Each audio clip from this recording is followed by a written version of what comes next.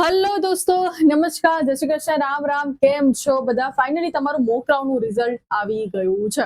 તમે બધાએ તમારું મોક રાઉન્ડનું રિઝલ્ટ જોઈ લીધું હશે. ઘણા લોકોને પોતાની ચોઇસ ફિલિંગ પ્રમાણે કોલેજ મળી હશે, કોઈને નો સીટ અલોટમેન્ટ કદાચ વસ્તુ જોવા મળી હશે. હવે આ કેસમાં શું થશે અને રાઉન્ડ 1 માટે તમારે પહેલાથી શું પ્રિપેરેશન કરી રાખવાની છે, બધી જ ઇન્ફોર્મેશન આજે હું તમને આ વિડીયોમાં કહેવાની છું. વિડીયો તમારા માટે ઘણો આઈએમપી રહેવાનો છે. વિડીયો શાંતિથી જોજો અને તમારા બધા જ ફ્રેન્ડ્સ જે આ વખતે એસીપીસીમાં ફોર્મ ભરીને પોતાનું કોલેજમાં એડમિશન લઈ રહ્યા છે, બધાના વિડીયો શેર કરી દેજો. તો ચલો શરૂ કરીએ છીએ આજના વિડીયોનું. મારું નામ છે પોઈબડે. તમારા બધાનું સ્વાગત છે પ્રિયશ્રી જ્ઞાનપીઠ યુટ્યુબ ચેનલમાં. તમે પ્રિયશ્રી વિદ્યાપીઠને ફોલો કરો છો, વેલ એન્ડ ગુડ, પણ જેના રિલેટેડ ઇન્ફોર્મેશન પ્રિયશ્રી વિદ્યાપીઠમાં આવશે એનાથી થોડી ડિફરન્ટ તમે પ્રિયશ્રી જ્ઞાનપીઠ પર પણ મળવાની છે. તો આને પણ તમારે સબસ્ક્રાઇબ કરીને રાખવાનું છે, જેથી તમે બંને સાથે કોઓર્ડિનેશનમાં રહો. સૌથી પહેલા જ્યારે આપણે વાત કરીએ છીએ મોક રાઉન્ડના રિઝલ્ટની, તો તમે બધાએ પોતાનું મોક રાઉન્ડનું રિઝલ્ટ જોઈ લીધું છે. ડન. મોક રાઉન્ડનું રિઝલ્ટ તમારું જોઈ લીધું છે. હવે બે વસ્તુ જોવાની છે. ફોર એક્ઝામ્પલ, ઘણા બધા સ્ટુડન્ટ એવું કહે છે કે મેડમ હું ઓબીસી, ફોર એક્ઝામ્પલ મને કોઈક સ્ટુડન્ટ એવું કીધું કે મેડમ હું તો એસસી યા ફિર એસટી થી બિલોંગ કરતો હતો, એસસી યા ફિર એસટી થી બિલોંગ કરતો હતો, પરંતુ જ્યારે મારી કોલેજ સિલેક્શન જોઈ, મારી કેટેગરી જોઈ, ત્યારે કેટેગરી મારી ઓપન લખાઈને આવે છે. એવું કેમ હોઈ શકે? ફોર એક્ઝામ્પલ, આ એસટી એસટી કેટેગરી વાળા છોકરાએ ટોટલ 20 કોલેજ નાખી છે, હે ને? ટોટલ 20 કોલેજ આમાં નાખી છે. એ કોલેજમાંથી 10th નંબરની કોલેજ એને મળી. ફોર એક્ઝામ્પલ, એને 10th નંબરની કોલેજ મળી. હવે એસીપીસી તમારો મેરિટ પ્રમાણે કઈ રીતે ચેક કરે? શાંતિથી સાંભળજો. 1 2 3 4 5 6 7 8 9 10 11 12. એમને એવું જોયું કે આ ફર્સ્ટ નંબર જે એસસી વાળો છે, ફોર એક્ઝામ્પલ ચલો આપણે એસસી જ કન્સિડર કરીએ, કે આ ફર્સ્ટ વાળો જે છે એસસી વાળો છોકરો છે, શું એના ઓપન પ્રમાણે કોઈ સીટ ખાલી છે ને એમાં મળે છે? ના, નથી મળતી. તો પછી એની કેટેગરી પ્રમાણે એસસી માં જશે.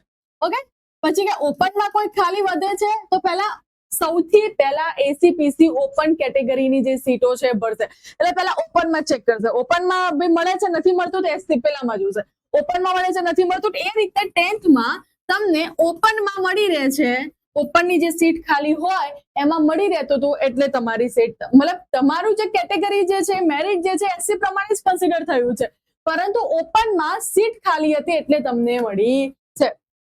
અન્ડરસ્ટુડ? હવે બીજી વાત એ છે કે જો મને નો સીટ અલોટમેન્ટ આવ્યું છે, અથવા તો મને મારા મનપસંદ સીટ નથી મળી, તો હું શું કરું?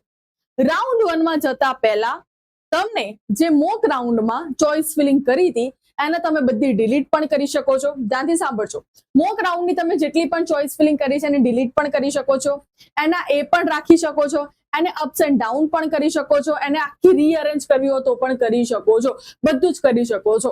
Second and most important question, madam mock round કરતા રાઉન્ડ 1 માં રિઝલ્ટનો કેટલો ડિફરન્સ આવી શકે છે? મોસ્ટ પ્રોબેબલી હું કહું તો ઘણો બધો આવી શકે છે. કેમ? કારણ કે ઘણા બધા એવા આળસુ લોકો હશે જેમને એવું ખબર છે કે જેમને એવું ખબર હશે કે મોક રાઉન્ડ જે છે ટ્રાયલ રાઉન્ડ છે. હવે એ બધા છોકરો થોડા બિઝી માણસો શું વિચાર, ટ્રાયલ રાઉન્ડ જ છે ને, એમાં શું ખોટી મગજમારી કરવાની, શું મહેનત કરવાની, આપણે તો ડાયરેક્ટ રાઉન્ડ 1 માં જ શું કરશું? ચોઇસ ફિલિંગ કરશું.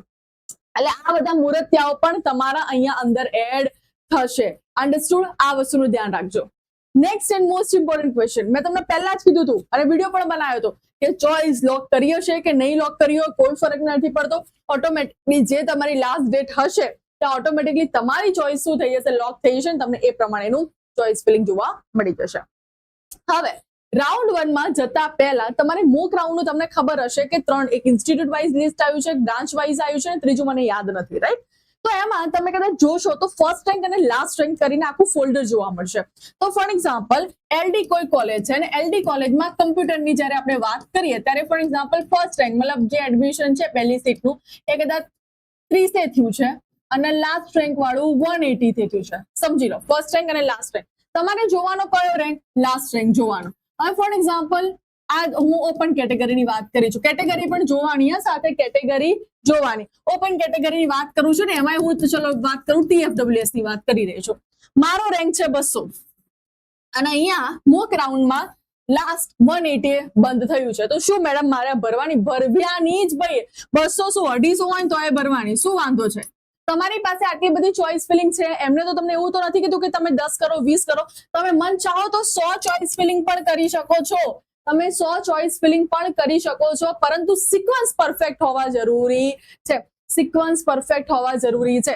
બહુ સ્માર્ટ મેથડ કઈ છે ખબર છે?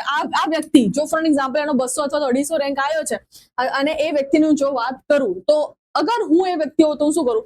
પહેલા મારો પ્રેફરન્સ બધી ગવર્મેન્ટમાં હું પહેલા નાખું TFWS, ગવર્મેન્ટમાં હું નાખું પહેલા TFWS અને પછી ગવર્મેન્ટ. TFWS મતલબ ફોર એક્ઝામ્પલ LD છે તો LD ની TFWS, કારણ કે LD મારી ફર્સ્ટ પ્રાયોરિટી છે, પછી નોર્મલ રાખીશ TFWS સિવાયની, પછી હું BGEC ફોર એક્ઝામ્પલ એમાં TFWS નાખીશ, પછી નોર્મલ, પછી ફોર એક્ઝામ્પલ કોઈ પણ GEC ગાંધીનગર છે તો એની હું TFWS નાખીશ અને પછી નોર્મલ. આ રીતે હું ચોઇસ ફિલિંગ કરીશ, કારણ કે કોઈ વ્યક્તિ મને પૂછે કે કઈ કોલેજમાં ભણવું જોઈએ તો હું તો પ્રિફર કરીશ ગવર્મેન્ટમાં. ગવર્મેન્ટમાંથી જે પણ પૈસા બચે છે પ્રાઇવેટની કમ્પેરમાં, તો તમે પૈસા બચાવીને તમે કોઈ સારી જગ્યાએ બાર કોર્સ કરી શકો છો અને તેમાં તમારું ફ્યુચર વધારે બ્રાઇટ બનાવી શકો છો.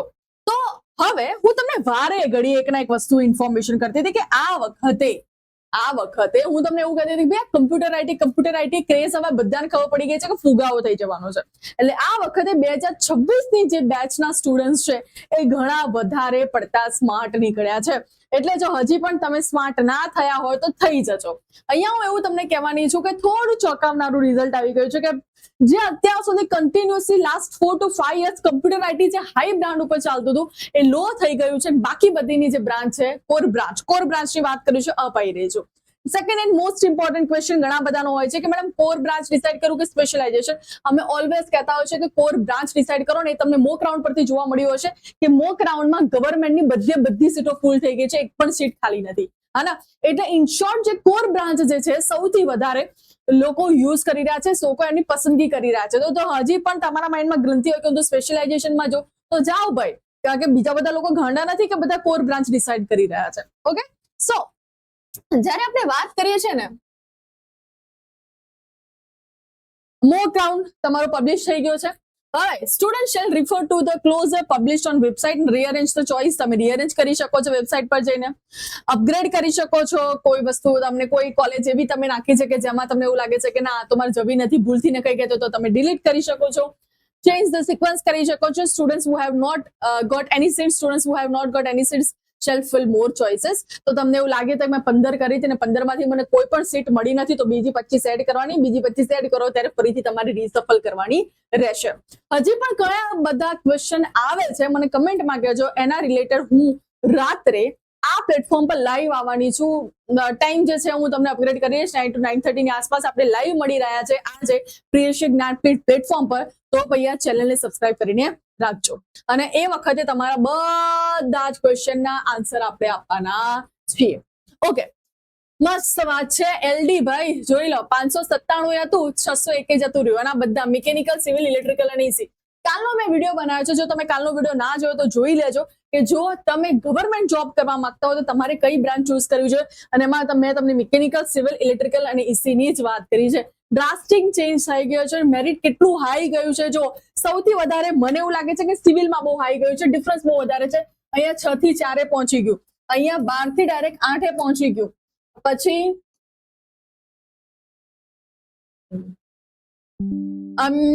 15 થી 12, 10 થી 6 એન્ડ આમાં બહુ ખાસ ડિફરન્સ નથી નિરમા યુનિવર્સિટીમાં. પણ તમે બીજી બધી જગ્યાએ જોયું હશે કટ ઓફમાં આ ઓપન ના છે અને લાસ્ટ રેન્ક પ્રમાણે કન્સિડર કર્યા છે, હા ને દોસ્તો.